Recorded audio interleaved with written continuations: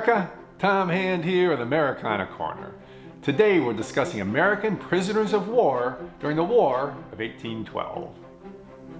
Despite the financial gain by privateersmen like Thomas Boyle, incurring the wrath of the Royal Navy was a desperate and dangerous business. And during the war, nearly 1/3 of all privateers were captured.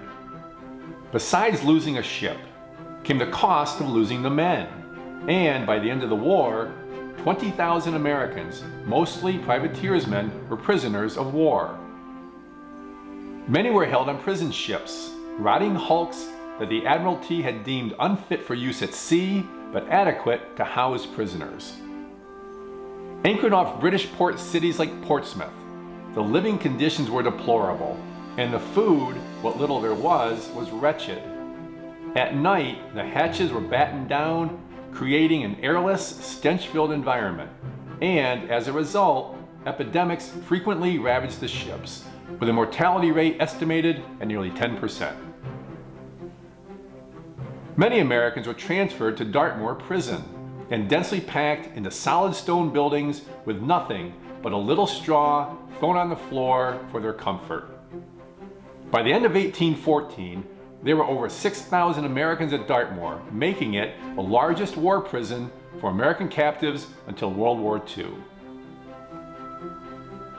On December 24, 1814, the Treaty of Ghent was signed, ending the war, but the British refused to release the Americans until the treaty was ratified.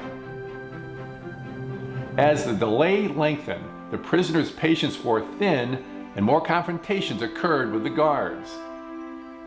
On April 6th, Captain Thomas Shorthand, worried that a prison outbreak was at hand, assembled the soldiers in the main yard. He ordered them to fix bayonets and the Americans to disperse.